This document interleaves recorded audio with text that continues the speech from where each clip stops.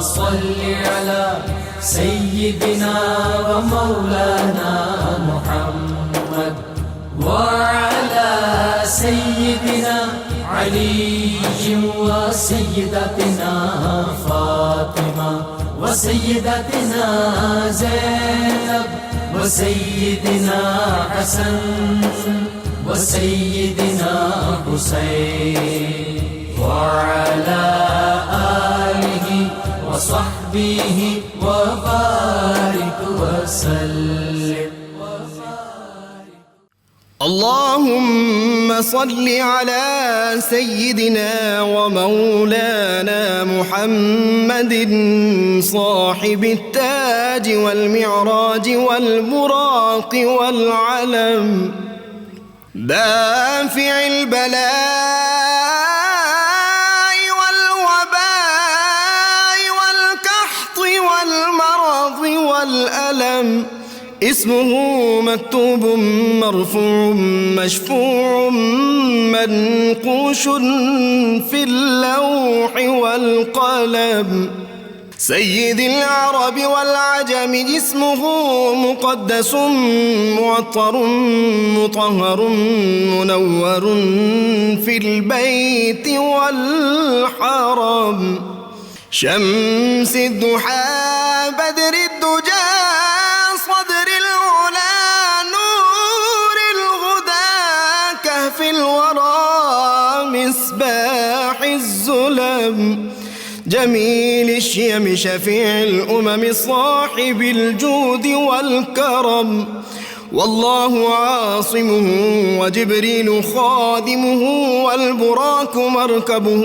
والمعراج سفره وفوق سدرة المنتهى مقامه وقاب قوسين مطلوبه والمطلوب مقصوده والمقصود موجود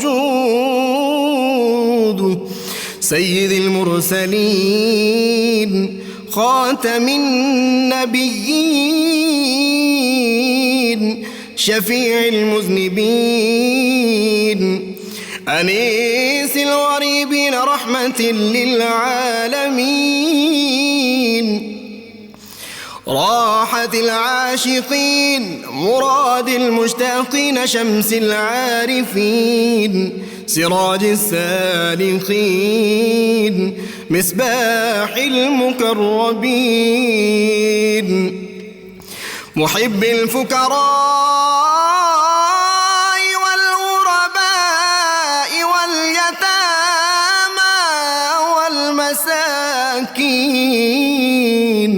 سيد الثقلين نبي الحرمين إمام القبلتين وسيلتنا في الدارين صاحب قاب قوسين محبوب رب المشرقين ورب المغربين جد الحسن والحسين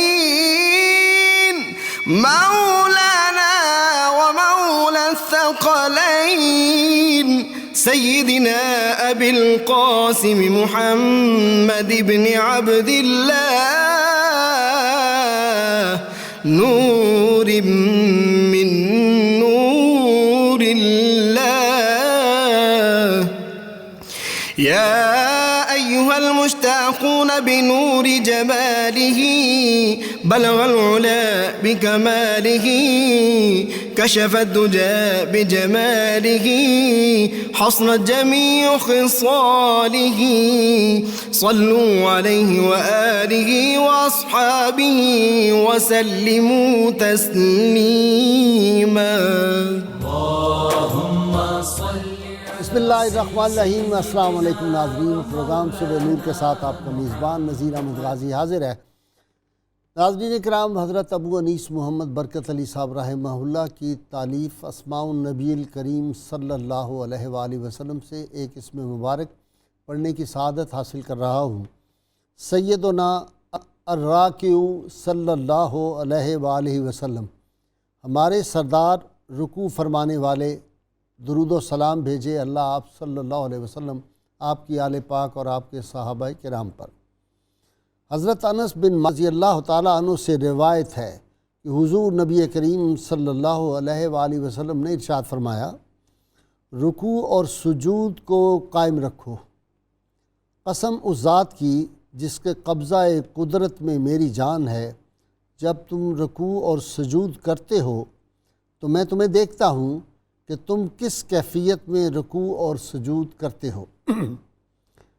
حضرت عبداللہ بن عباس رضی اللہ تعالیٰ عنہ سے روایت ہے کہ حضور اکرم صلی اللہ علیہ وسلم جب رکوع فرماتے تو پشت مبارک کو بالکل سیدھا فرما لیتے، یہاں تک کہ اگر آپ صلی اللہ علیہ وسلم کی پشت مبارک پر پانی بھی رکھ دیا جاتا تو وہ ٹک جاتا۔ ناظرین کرام، سید عالمین صلی اللہ علیہ وسلم کو جیسے غلام، جیسے رفیق میسر آئے، میں یہ بات بارہا دہرا چکا ہوں کہ تاریخ عالم اس کی مثال پیش کرنے سے عاجز ہے۔ ناظرین کرام، سید عالمین صلی اللہ علیہ وسلم کے سارے صحابہ نجوم ہدایت ہیں، اور آج ان میں سے ایک نجم ہدایت کا ذکر پاک ہم کرنے جا رہے ہیں۔ ناظرین کرام، یہ شخصیت وہ تھی، دنیا میں اکثر اوقات دیکھا یہ کیا ہے، بلکہ پوری دنیا اس بات کو تسلیم کرتی ہے کہ امامہ عالم اسلام میں عز و شرف کی علامت سمجھا جاتا ہے، لیکن اس شخص کی قسمت اور اس شخص کی قسمت پر ناز ساری امت کو ہے کہ جس کو دست نور نے اپنے دست مبارک سے صلی اللہ علیہ وسلم نے خود امامہ باندھا ہو، اور ناظرین کرام جس کو رحمت عالمین صلی اللہ علیہ وسلم نے صادق اور نیکوکار ہونے کی اس کی زندگی میں سند عطا کر دی ہو۔ ناظرین کرام، یہ خوش نصیب ہستی وہ تھی جن کی والدہ ماجدہ کو سید عالمین صلی اللہ علیہ وسلم کی میلاد مبارک ولادت پاک کے وقت دایا ہونے کا شرف حاصل ہوا، اور جنہوں نے اپنی نگاہوں سے آسمان سے چاند اور ستاروں کو اترتے ہوئے بہت قریب، ہاتھ کے قریب آتے ہوئے ملاحظہ فرمایا تھا۔ ناظرین کرام، یہ ہستی وہ تھی جو نبی کریم صلی اللہ علیہ وسلم کے دامن سے جب وابستہ ہو گئی تو فخر سے فرمایا کرتے تھے کہ اللہ تعالیٰ نے مجھے نبی کریم صلی اللہ علیہ وسلم کی غلامی کے صدقے وہ اللہ تعالیٰ نے برکت عطا فرمائی ہے کہ میں مٹی میں ہاتھ ڈالوں تو وہ سونا بن جاتی ہے۔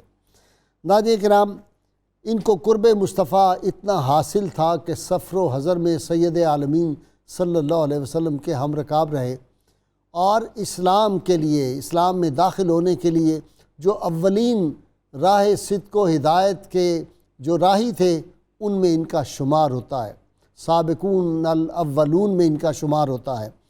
اور ناظرین کرام، پھر اس راہ میں، راہ حق و صداقت کے لیے انہوں نے جو قربانیاں دیں، دین کو، اپنے دین کی خاطر اپنے وطن کو، گھر بار کو چھوڑا، سارا مال و دولت چھوڑ دیا، اور بالکل کوئی چیز اپنے ساتھ لے کر نہیں گئے، لیکن پھر جب اللہ کا کرم ہوا اور نبی کریم صلی اللہ علیہ وسلم کی توجہات کے صدقے یہ اتنے امیر تھے کہ لوگ ان کی امارت پہ رش کیا کرتے تھے، یہ ایسے سخی تھے کہ لوگ ان کی سخاوت پہ رش کرتے تھے۔ ناظرین کرام، ان کا امت پہ ایک بہت بڑا احسان ہے، انہوں نے ساری امت کے لیے ایک ایسی حدیث کے یہ اکیلے راوی ہیں جس پہ ساری امت کو فخر ہے، اور ساری امت کے میں سمجھتا ہوں کہ امید اور عشق رسول کو ایک مہمیز ملتی ہے۔ سید عالمین صلی اللہ علیہ وسلم مدینہ منورہ میں بھی گئے ہیں، اور ایک روز آپ صلی اللہ علیہ وسلم کہیں باہر تشریف لے گئے، صحابہ ہر وقت ان کو نبی کریم صلی اللہ علیہ وسلم کی حفاظت کا خیال تھا، یہ باہر گئے اور دیکھا تو سید عالمین صلی اللہ علیہ وسلم سجدے میں تھے، اور سجدہ اتنا طویل ہو گیا کہ ان کو خیال ہوا کہ کہیں رحمت عالمین صلی اللہ علیہ وسلم کا وصال پاک تو نہیں ہو گیا، تو یہ آپ دیدہ اور پریشان ہو گئے۔ جب قریب گئے تو ان کی آہٹ کی وجہ سے آپ نے سر اقدس کو اٹھایا اور ان کی طرف دیکھ کے پوچھا، عبد الرحمن بن عوف تم پریشان لگتی ہو، کیا ہوا، کیوں پریشان ہو؟ عرض کیا، یا رسول اللہ میری تو جان نکل گئی تھی، آپ نے اتنا طویل سجدہ فرمایا، میں نے سمجھا آپ کا وصال پاک ہو گیا ہے۔ آپ صلی اللہ علیہ وسلم نے ارشاد فرمایا، عبد الرحمن بن عوف یہ سجدہ شکر تھا، ابھی جبریل امین آئے اور انہوں نے آ کر اطلاع دی کہ یا رسول اللہ صلی اللہ علیہ وسلم، اللہ کریم فرماتا ہے کہ میں رب، آپ کا جو امتی آپ پر درود پڑھے گا میں رب اس پر درود پڑھوں گا، جو آپ پر سلام بھیجے گا میں رب اس امتی پر سلام بھیجوں گا۔ ناظرین کرام، یہ نبی کریم صلی اللہ علیہ وسلم فرمایا کہ یہ سجدہ شکر ہے۔ یہ حدیث جب بھی میں پڑھتا ہوں میرے اندر ایک عجیب جذبہ اور عشق رسول صلی اللہ علیہ وسلم اور کوئی مایوسی مجھے پھر نہیں رہتی، اور کسی امتی کو یہ حدیث پاک سننے کے بعد مایوسی نہیں ہوتی۔ ناظرین کرام، انہوں نے سید الانبیاء صلی اللہ علیہ وسلم کی امامت کا ان کو شرف حاصل ہوا کہ ایک نماز میں انہوں نے امامت کرائی اور نبی کریم صلی اللہ علیہ وسلم اس امام میں مقتدی تھے۔ اس سے بڑا عز و شرف اور کیا ہو سکتا ہے؟ ان کی آج دین اسلام کے لیے خدمات، ان کی قربانیاں، ان کا شوق جہاد، اور کن کن جو اسلام کے مارکے تھے بڑے بڑے، ان میں کس کس میں یہ شریک ہوئے۔ جس طرح میں نے پہلے عرض کیا، سیدنا عبد الرحمن بن عوف رضی اللہ تعالیٰ عنہ حضور صلی اللہ علیہ وسلم کے بڑے محبوب، قریبی ساتھی، صحافی، رفیق، آج ان کے حوالے سے ہم گفتگو کریں گے۔ میرے ساتھ شریک گفتگو ہیں ملک کے معروف اسکالر جناب مفتی سید صابر حسین صاحب، آپ درجنوں کتابوں کے مصنف، ان کے ساتھ بھی ایک اور درجنوں کتابوں کے مصنف ہمارے اقبالیات ڈاکٹر طاہر حمید تنولی صاحب ہیں، اور ان کے ساتھ نوجوان اسکالر پروفیسر غلام محی الدین۔ غلام محی الدین جو ہے یہ میرا ڈپٹی سپر سٹار ہے۔ سپر سٹار جو ہے وہ اعظم نوری ہیں پروفیسر، اور یہ ڈپٹی میرا سپر سٹار ہے۔ آپ تینوں کا بہت شکریہ۔ جی مفتی صاحب، سیدنا عبد الرحمن بن عوف رضی اللہ تعالیٰ، یہ عشرہ مبشرہ میں بھی ان کا شمار؟ بسم اللہ الرحمن الرحیم۔ غازی صاحب، سب سے پہلے میں ان کا مختصر تعارف پیش کروں گا، اور اس کے بعد ان کے چند اعزازات کا تذکرہ اختصار کے ساتھ بیان کروں گا۔ حضرت عبد الرحمن بن عوف رضی اللہ تعالی عنہ جلیل القدر صحابہ کرام میں سے ہیں، اور آپ اسلام سے قبل عبد عمر اور ایک روایت کے مطابق عبد الکعبہ کے نام سے موسوم تھے، لیکن آپ خود فرماتے ہیں کہ میرا نام اسلام سے قبل یعنی اسلام قبول کرنے سے پہلے عبد عمر تھا، اور جب میں نے اسلام قبول کیا تو اللہ کے رسول صلی اللہ تعالیٰ علیہ وسلم نے میرا نام تبدیل کیا اور عبد الرحمن رکھ دیا۔ سبحان اللہ۔ یہاں ایک بات میں عرض کرتا چلوں کہ نبی کریم صلی اللہ تعالیٰ علیہ وسلم کی یہ عادت کریمہ تھی کہ اگر کسی کا نام شرعی اعتبار سے یا معنوی اعتبار سے درست نہیں ہوتا تو آپ تبدیل فرما دیا کرتے تھے۔ حسنین کریمین کے جیسے بدلے۔ جی، بہت سارے ایسے لوگ ملتے ہیں اور بلکہ صحابیات بھی ہیں جن کے نام کو آپ نے تبدیل فرمایا، جیسے حضرت عمر رضی اللہ تعالیٰ عنہ کی ایک صاحبزادی کا نام برہ تھا، آپ نے آسیہ تھا، آپ نے تبدیل کر کے جمیلہ رکھ دیا، اور اسی طرح اور مثالیں ہمیں ملتی ہیں۔ حضرت عبد الرحمن بن عوف رضی اللہ تعالیٰ عنہ کی جو والدہ محترمہ شفا بنت عوف، ان کے بارے میں آتا ہے کہ یہ وہ خاتون ہیں کہ جنہیں یہ سعادت حاصل ہوئی کہ جب نبی کریم صلی اللہ تعالیٰ علیہ وسلم اس دنیا میں تشریف لائے تو سب سے پہلے آپ کے جسم اطہر کو حضرت شفا بنت عوف رضی اللہ تعالیٰ عنہا نے ہاتھ لگایا۔ یہی وجہ ہے کہ یہی وجہ ہے کہ بعض ہمارے مفسرین اور محدثین کرام فرماتے ہیں کہ چونکہ نبی کریم علیہ الصلاۃ والتسلیم کے جسم اطہر کو آپ کی والدہ محترمہ نے ہاتھ لگایا، اور یہ بات طے شدہ ہے اور حقیقت پر مبنی ہے کہ جن ہاتھوں نے نبی کریم علیہ السلام کو چھوا اس پر کبھی بھی جو ہے جہنم کی آگ نہیں لگ سکتی۔ یہی وجہ ہے کہ آپ کی اولاد کے ہر فرد کو ایمان کی دولت نصیب ہوئی۔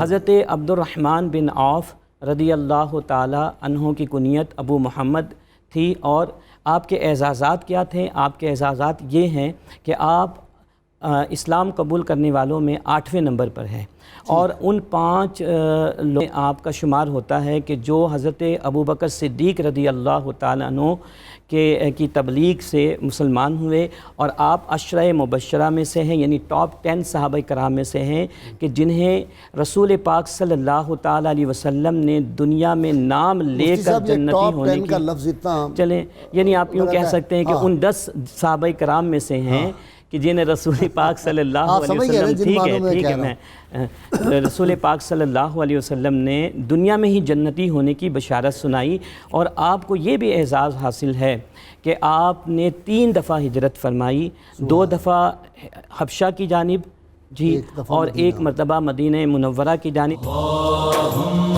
صلی علی سیدنا و مولانا محمد وعلی سیدنا علی و سیدتنا فاطمہ و سیدتنا زینب و سیدنا حسن و سیدنا حسین وعلی آلہ و صحبہ و بارک وسلم اللہم صلی علی سیدنا و مولانا محمد وعلی سیدنا علی و سیدتنا فاطمہ و سیدتنا زینب و سیدنا حسن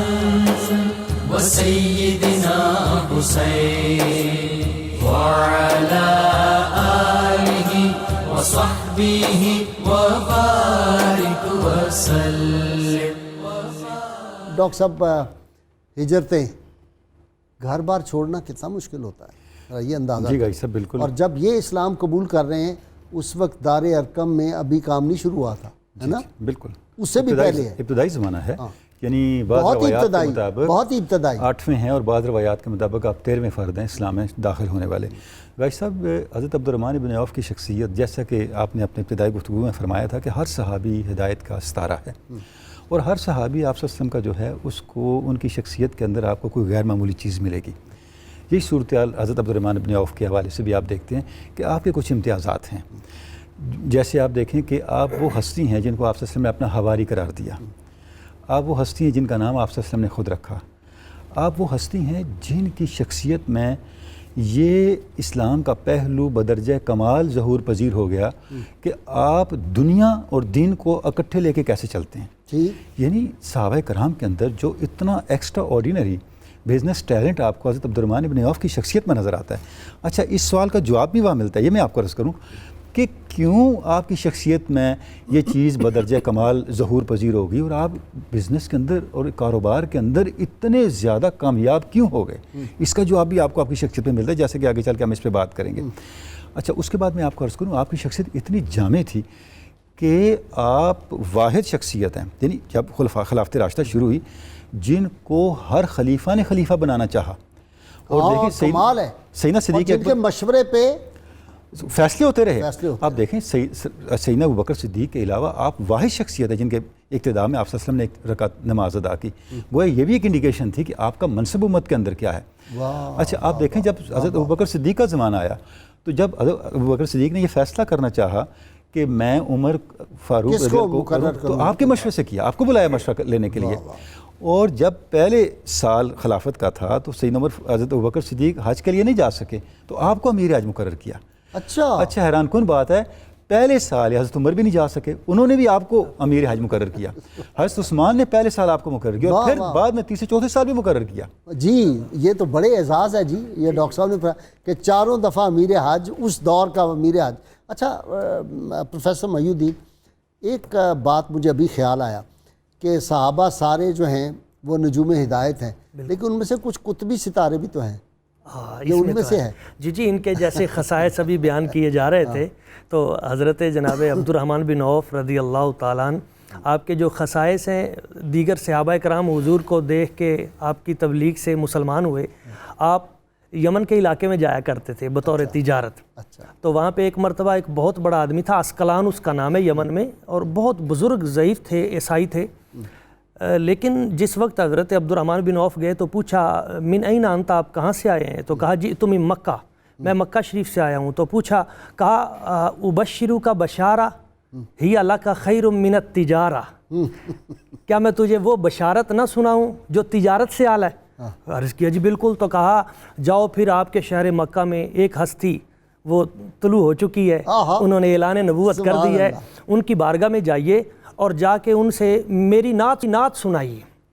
انہوں نے نعت لکھی، جی ایک نعت لکھی اور کہا میری یہ نعت جا کے حضور کی بارگاہ میں پیش کیجئے اور انہیں یہ کہیے گا میری طرف سے فَكُن شَفِيعِي إِلَى مَلِيكٍ ید البرایا الل، تو کہا حضور کی بارگاہ میں جا کے کہیے حضور ایک بوڑھا غلام ہے آپ کا، وہ آپ کو بن دیکھے مان گیا ہے، اور وہ جو کتاب اللہ تعالیٰ نے آپ پہ نازل کرنی ہے اس کو بھی مانتا ہے۔ حضور کرم نوازی فرمائیے مجھے اپنی امت میں شامل کیجئے اور حشر کے میدان میں میری شفاعت ضرور کیجیے۔ سبحان اللہ سبحان تو اللہ۔ نبی کریم صلی اللہ علیہ وسلم حضور کی بارگاہ میں یہ آئے، ان کو ابھی پتہ نہیں تھا کہ حضور نے اعلان نبوت کر دیا، اعلان کر دیا ہے، تو جناب سیدنا صدیق اکبر رضی اللہ تعالیٰ عنہ آپ سے ملے اور پوچھا کہ حضور کے بارے میں، انہوں نے کہا چلو آپ کو لے کے چلتے ہیں۔ آپ سیدہ خدیجہ الکبریٰ سلام اللہ علیہا آپ کے ہاں تشریف فرما تھے، تو حضور نے جب دیکھا تو چہرہ دیکھتے ہی فرمایا یہ بڑا خیر والا چہرہ ہے اور مجھے اس میں برکت نظر آ رہی ہے۔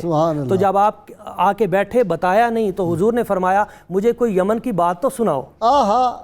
تو عرض کیا یا رسول اللہ صلی اللہ علیہ وسلم میں نہیں سناتا، آپ ہی سنائیں۔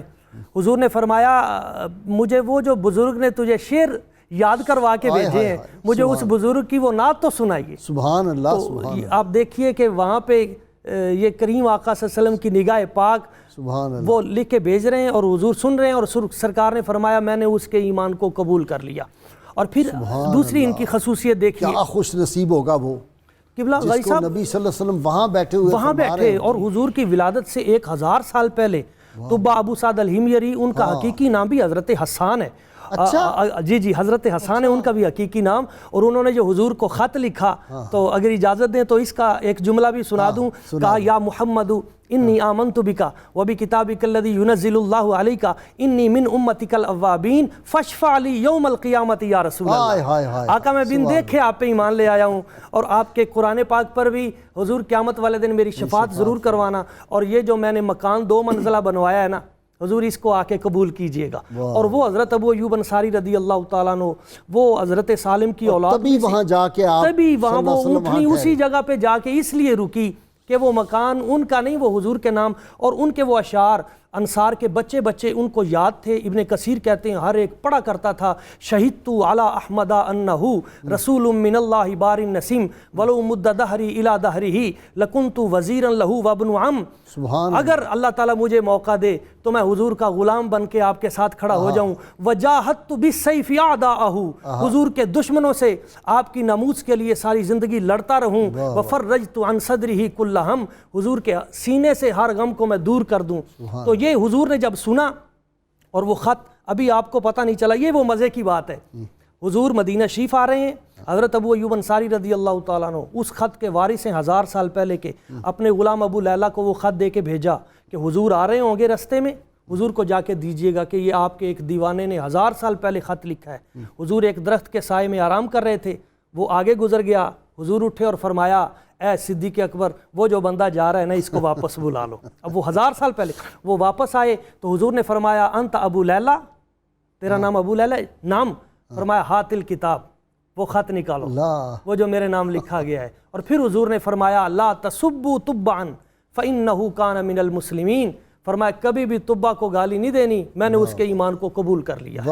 1000 سال پہلے بھی اگر کوئی حضور کی، یہاں بھی نبی کریم صلی اللہ علیہ وسلم کو فرما رہے ہیں کہ وہ جو تم نے حبشہ والے بابے کا مجھے وہ یمن والے کا اس کا خط، اور حضور نے اس کی بات کی، اور سرکار دو عالم صلی اللہ علیہ وسلم حضور نے ان کے لیے وہ بشارت عطا کی جس کے راوی حضرت مولا علی شیر خدا کرم اللہ وجہ الکریم ہے۔ آپ کہتے ہیں حضور نے فرمایا ہوا امین فی السماء و امین فی الارض، یہ میرے عبد الرحمن بن عوف وہ ہیں جو آسمانوں پر بھی امین ہیں اور زمین پر بھی امین۔ سبحان اللہ جی۔ اللہم صلی علی سیدنا و مولانا محمد وعلی سیدنا علی و سیدتنا فاطمہ و سیدتنا زینب وسیدنا حسن وسیدنا حسین وعلى آلہ وصحبہ وبارک وسلم۔ اللہم صل علی سیدنا ومولانا محمد وعلى سیدنا علی و سیدتنا فاطمہ و سیدتنا زینب و سیدنا حسن وسيدنا حسين وعلى آله وصحبه وبارك وسلم. ناظرین کرام، سیدنا عبد الرحمن بن عوف رضی اللہ تعالیٰ عنہ بدری صحابی ہیں، اور جتنے بدری صحابی ہیں ان کا مقام یہ تھا کہ قرآن حکیم نے فرمایا رضی اللہ عنہم ورضوا عنہ، وہ اللہ سے راضی ہو گئے، اللہ ان سے راضی ہو گیا. اور احد میں ان کے جسم پہ 20 زخم آئے تھے، اور ان کی ٹانگ جو تھی وہ مستقل اس پہ اتنا گہرا زخم تھا کہ ساری زندگی یہ لنگڑا کر چلتے تھے.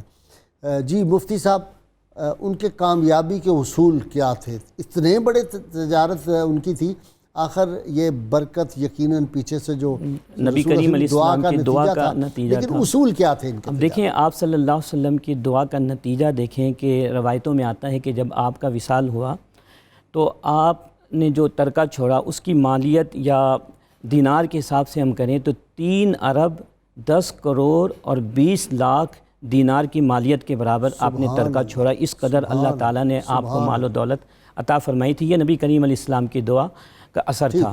حضرت عبد الرحمن بن عوف رضی اللہ تعالیٰ عنہ ایک کامیاب تاجر تھے. روایتوں میں آتا ہے کہ جب مدینہ منورہ ہجرت کر کے آئے اور نبی کریم علیہ الصلاۃ والتسلیم نے مواخات جو قائم فرمائی تو حضرت سعد بن ربی رضی اللہ تعالیٰ عنہ کو آپ کا بھائی قرار دیا. حضرت سعد بن ربی بھی مدینہ منورہ میں ایک اہل ثروت آدمی تھے، تو انہوں نے کہا حضرت عبد الرحمن بن عوف سے کہ میرے 2 باغات ہیں، 2 بیویاں ہیں، ایک باغ جو آپ کو پسند ہے میں آپ کو الاٹ کر دیتا ہوں، اسی طرح بیویوں کا معاملہ بھی ہے. تو آپ کے اندر اس قدر خودداری اور قناعت تھی کہ آپ نے کہا کہ نہیں، آپ کو یہ سب مبارک ہو، مجھے صرف بازار کا راستہ بتلا دیجیے. حضرت عبد الرحمن بن عوف رضی اللہ تعالیٰ عنہ ایک ماہر تاجر تھے، کیونکہ آپ کے آباء و اجداد بھی جو ہے تجارت کے پیشے سے وابستہ تھے. آپ کے والد محترم بھی بہترین تاجر تھے.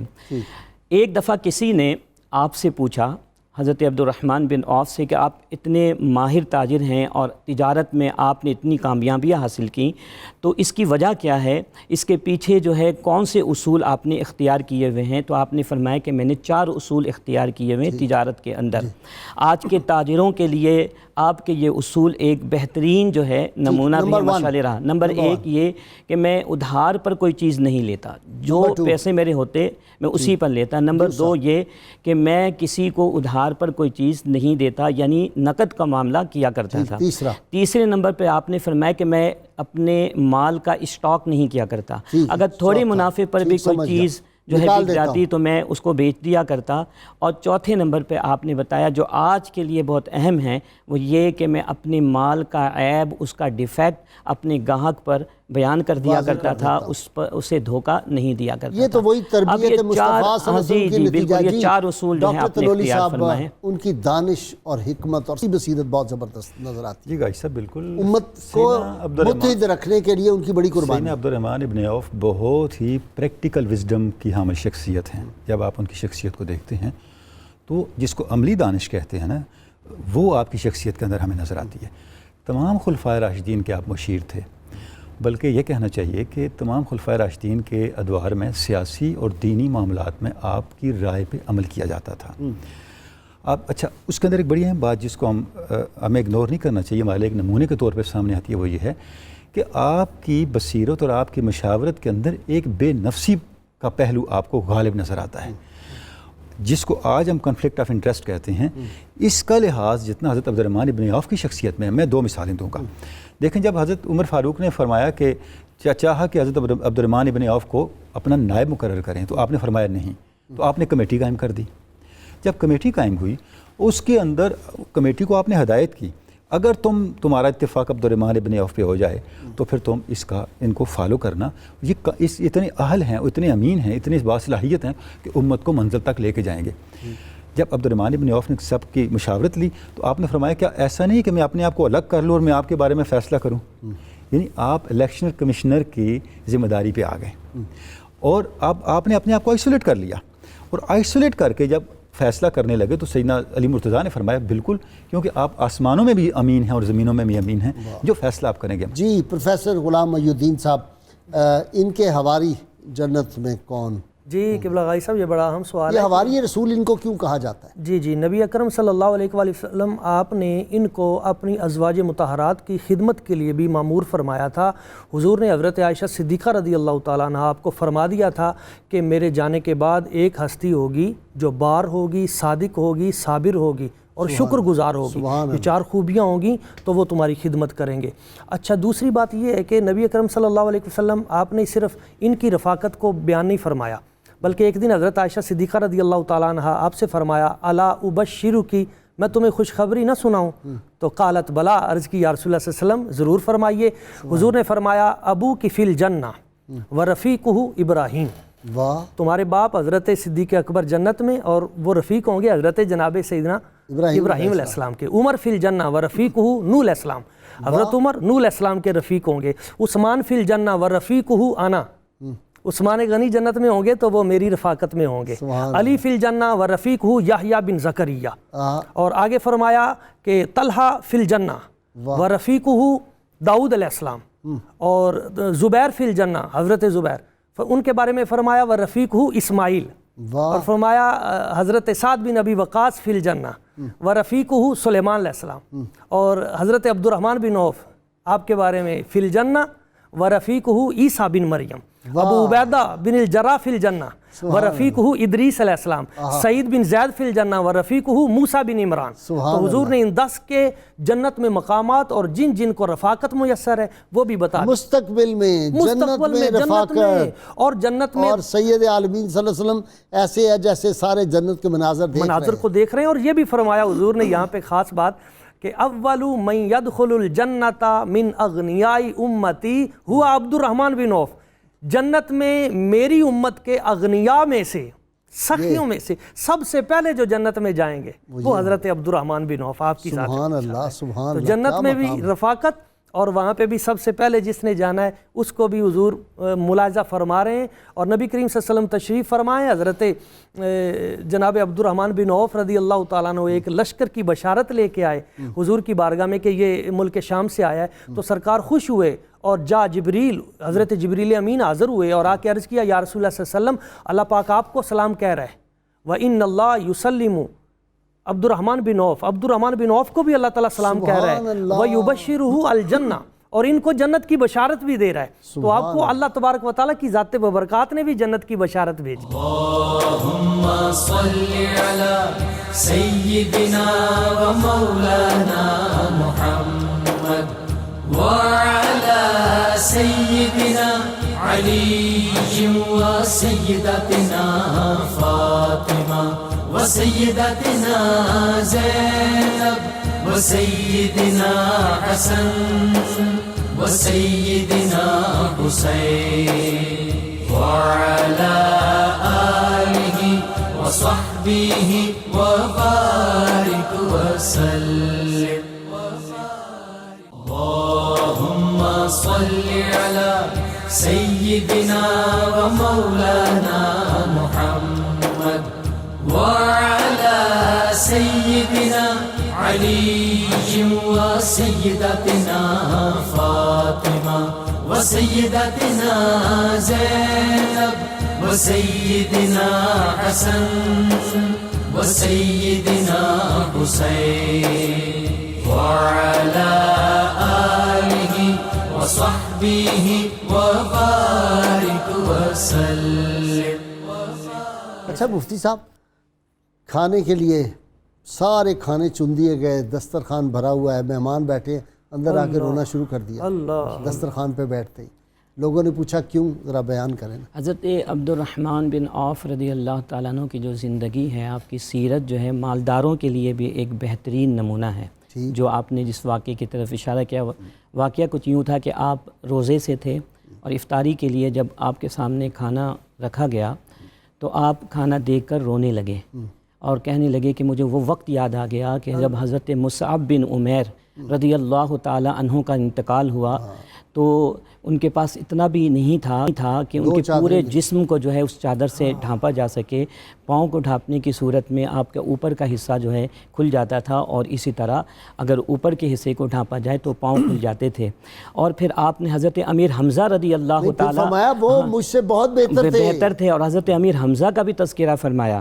اس سے ایک اور بات پتہ چلتا ہے کہ ایسے لوگ جو لوگوں کا اپنے دل میں درد رکھتے ہیں، اچھے حالات میں اپنے ساتھیوں کو فراموش نہیں کرتے. تو آپ نے فرمایا کہ مجھے وہ وقت یاد آتا ہے کہ مسلمانوں پر اس طرح کی صورتحال تھی، اور آج ہمارے پاس جو ہے مال و دولت کی فراوانی ہے، اور مجھے کبھی کبھی یہ سوچ آتی ہے میرے ذہن میں کہ کہیں ایسا تو نہیں کہ اللہ تبارک و تعالی ہمارے جتنے معاملات ہیں، جتنی نیکیاں ہیں، ان کا اجر جو ہے دنیا میں ہی دے رہا ہے. حضرت عبد الرحمن بن عوف انتہائی سادہ زندگی، مالدار ہونے کے باوجود انتہائی سادہ زندگی گزارا کرتے تھے. پھر وہ اور آپ کھانا جو ہے آپ نے تناول نہیں فرمایا اور کہا کہ نبی کریم صلی اللہ علیہ وسلم نے کبھی 2 دن پیٹ بھر کے کھانا نہیں کھایا.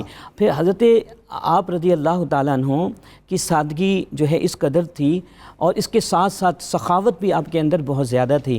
آج کل جس کے پاس مال ہوتا ہے وہ اتنا بخیل ہو جاتا ہے، لیکن حضرت عبد الرحمن بن عوف رضی اللہ تعالیٰ عنہ سخاوت کی انتہا کو پہنچے ہوئے تھے کہ ایک دن میں سب کا کتنا خیال ایک دن میں وہ 30 غلاموں اور باندیوں کو آزاد کیا کرتے تھے. اور ایک روایت میں آتا ہے کہ ایک مرتبہ 700 اونٹوں پر مشتمل پورے قافلے کو آپ نے جو ہے اللہ کے راہ میں جو ہے وہ خیرات کر دیا.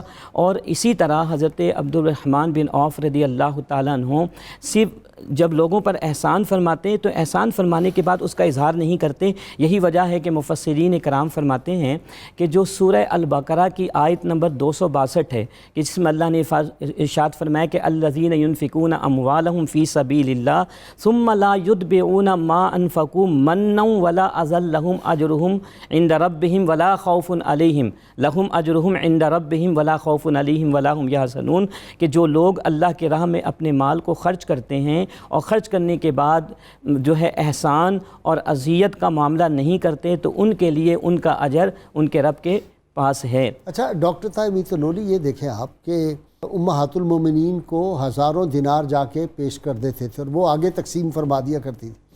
یہ جو نبی کریم صلی اللہ علیہ وسلم کے جو اہل بیت ہوں، جو آپ صلی اللہ علیہ وسلم کے تعلق والے آپ کے رشتہ دار اعزاء ہوں، ان کا احترام بھی اس سے ہمیں پتہ چلتا ہے کہ کتنا ان کا خیال رکھنا بالکل ایسا ہی ہے، کتنا ضروری ہے. اور جیسے ہم بات کر رہے اچھا تھے اس میں ایک اور پہلو ذرا غور آپ فرمائیں کہ حضور صلی اللہ علیہ وسلم کے جو ساتھی ہیں ان کے بارے میں کوئی ہرزہ سرائی کرے امہات المومنین کے، تو یہ تو نبی کریم صلی اللہ علیہ وسلم کو نعوذ باللہ اذیت دینے والی بات نہیں ہے. ویسے یہ سوائے بغض کے کوئی ایسی جسارت نہیں کر سکتا، کیونکہ تاریخ آپ کے سامنے ہے، ان لوگوں کا کردار آپ کے سامنے ہے. اور آپ صلی اللہ علیہ وسلم نے اپنی حیات پاک میں فرمایا ام سلمہ کو کہ میرے بعد جو بہت شفیق میرا ساتھی ہے وہ تمہارا خیال رکھے گا. اور دیکھیں آپ کا جب وصال ہوا تو آپ نے وصیت فرمائی کہ اتنے ہزار دینار امہات المومنین کو پیش کیے جائیں اور 400 دینار تمام بدری صحابہ کو دیے جائیں. اس میں حضرت عثمان بھی شامل تھے. حضرت عثمان کتنے میں لوں گا، ان سے پوچھا کہ آپ لیں گے؟ انہوں نے کہا میرا بھائی بڑی برکت والا تھا، میں ضرور لوں گا. اچھا غازی صاحب، جس کی طرح میں اشارہ کرنا چاہ رہا تھا، سارے بدری صحابہ کو انہوں نے دیے، ایسے سارے 400 تھے، 100 کے قریب، کہ حضرت عبد الرحمن بن عوف کی شخصیت میں جو چیز جس نے ان کو بڑھوتری دی، جس نے ان کو آگے بڑھایا، وہ کیا تھا؟ وہ یہ تھا کہ انفاق حد سے بڑھ کے. دیکھیں آپ صلی اللہ علیہ وسلم ایک تشریف فرما تھے تو آپ نے فرمایا میں نے خواب میں دیکھا کہ میں جنت میں جا رہا ہوں اور میرے سامنے آہٹ ہو رہی ہے. میں نے غور کیا تو بلال میرے آگے جا رہے ہیں، اور جنت میں غریب مسلمان ہیں اور نوجوان لڑکے ہیں، اور امیر لوگ اور عورتیں جنت کے دروازے پہ پھنسے ہوئے ہیں. عورتیں سونے اور ریشم میں کی وجہ سے اور امیر لوگ اپنے حساب کتاب کی وجہ سے. اور بہت دیر بعد عبد الرحمن بن عوف میرے پاس پہنچتے ہیں تو میں پوچھتا ہوں تم دیر سے آئے؟ تو عبد الرحمن بن عوف مجھے کہتے ہیں یا رسول اللہ میری تو جان ہی نکلنے والی تھی، میں مایوس ہو گیا تھا کہ آپ کی زیارت بھی ہوگی کہ نہیں، حساب کی وجہ سے. میں پوچھتا ہوں کیوں لیٹ ہوئے، دیر کیوں ہوئی؟ تو عبد الرحمن بتاتے ہیں کہ یا رسول اللہ میں اپنا حساب کتاب میں تھا.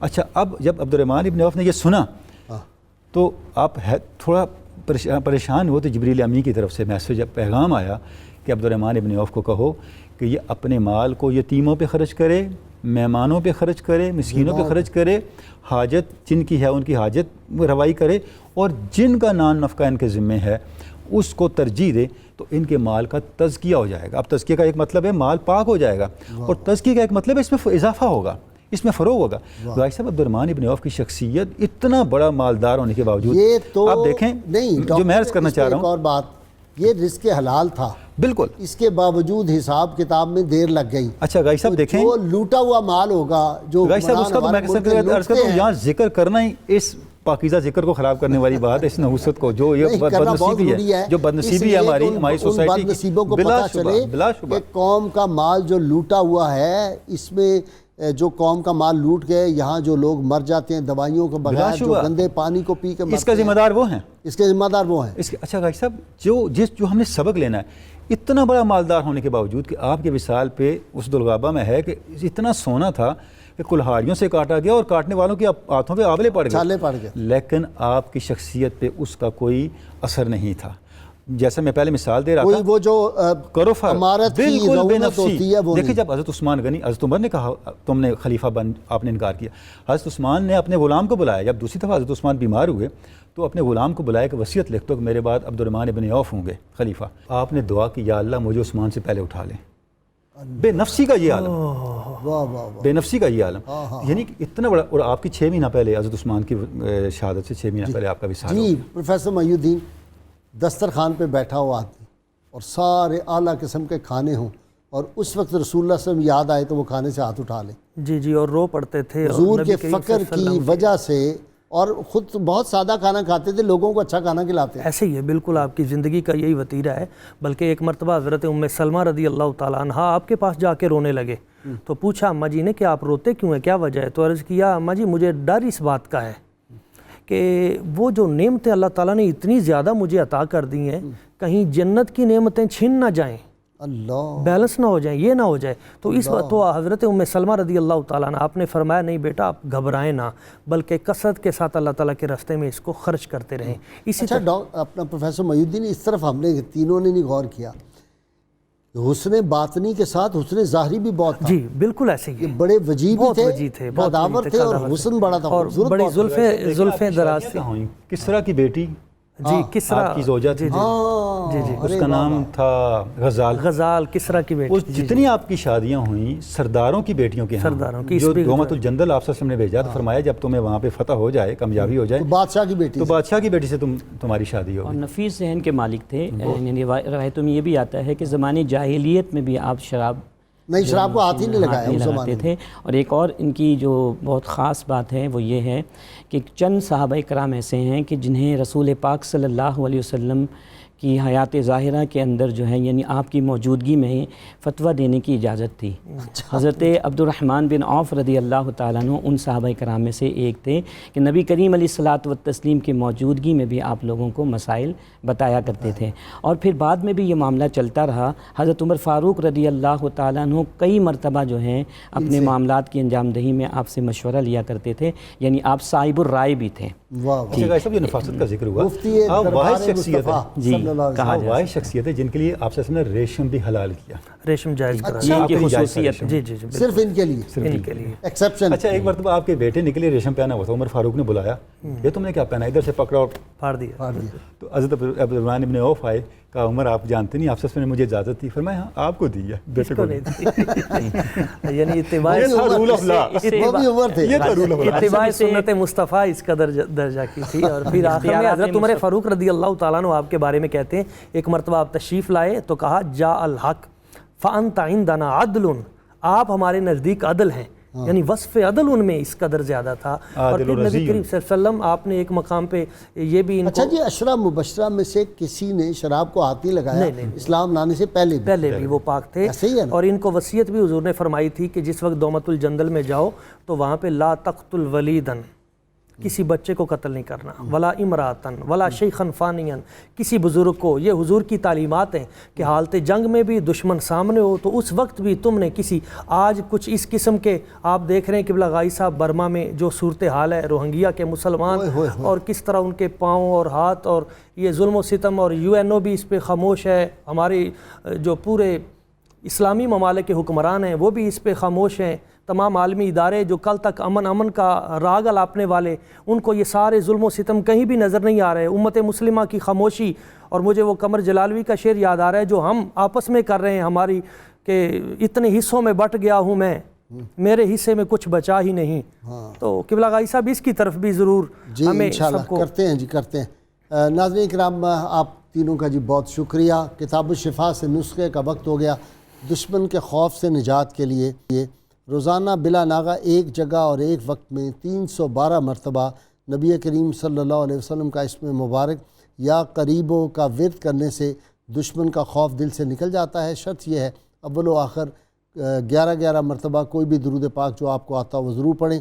سیدنا علی مرتضیٰ شیر خدا فاتح خیبر رضی اللہ تعالیٰ عنہ فرماتے ہیں، بے شک اللہ تعالیٰ ایسے لوگوں کو محبوب رکھتا ہے جو پاک دامن، حیا دار، پرہیزگار اور اس کی تقدیر پر راضی ہوں. اللہم صلی علی سیدنا و مولانا محمد وعلی سیدنا علی و سیدتنا فاطمہ و سیدتنا زینب و سیدنا حسن و سیدنا حسین وعلى آله وصحبه وبارك وسلم.